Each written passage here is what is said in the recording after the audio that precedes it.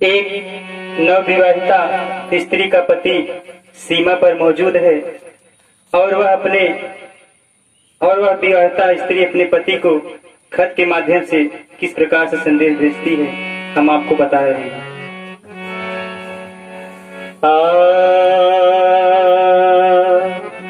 मोरी तुम संग, मोरी तुम संग, मोरी तुम संग, मोरी तुम संग लगी है नजरिया, मोरी तुम संग लगी है नजरिया, आज बाके सिपहिया सवरिया, मोरी तुम संग लगी है नजरिया, आज बाके सिपहिया सवरिया, नीक लागे लाही पुरवा बयरिया,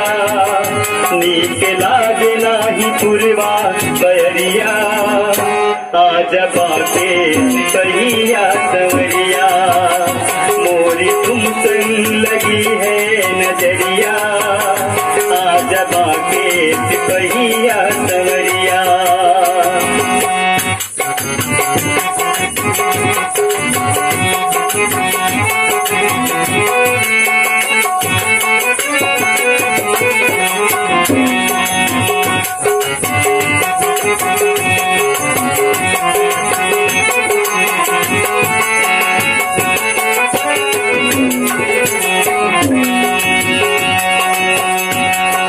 कोयलिया खन के गगनवा, रोज देखी हम तोहरो सपनवा,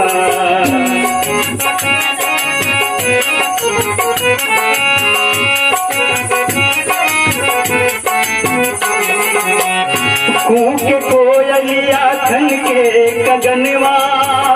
रोज देखी हम तोहरो सपनवा,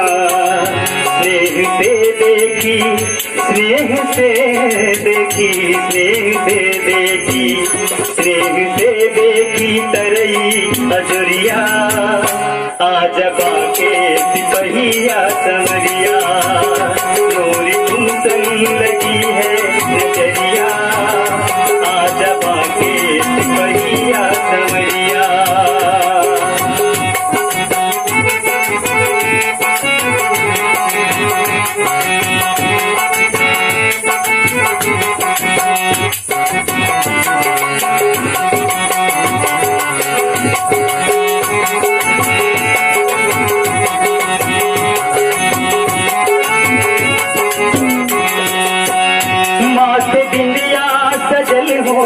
लाली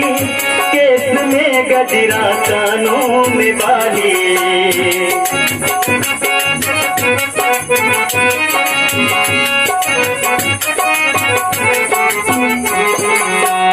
माथे बिंदिया सजल होठ लाली, केस में गजरा, कानों में बाली, नीक लागे नाही, नीक लागे नाही, नीक लागे नाही, नीक लागे नाही हमके नजरिया, आज बाके सिपहिया सवरिया, मोरी तुम संग लगी है नजरिया, आज बाके सिपहिया सवरिया।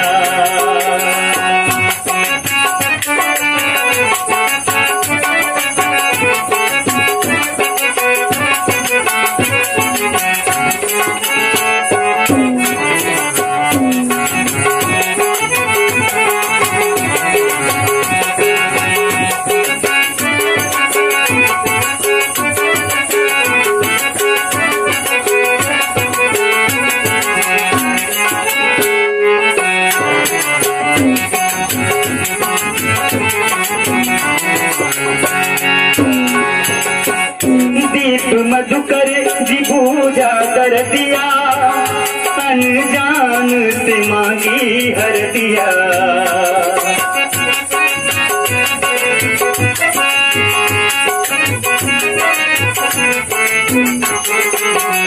दीप मधुकर जी पूजा कर दिया,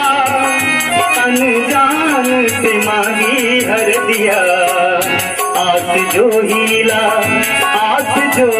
हीला, आस जो हीला, आस जो हीला, चमके बिजुरिया।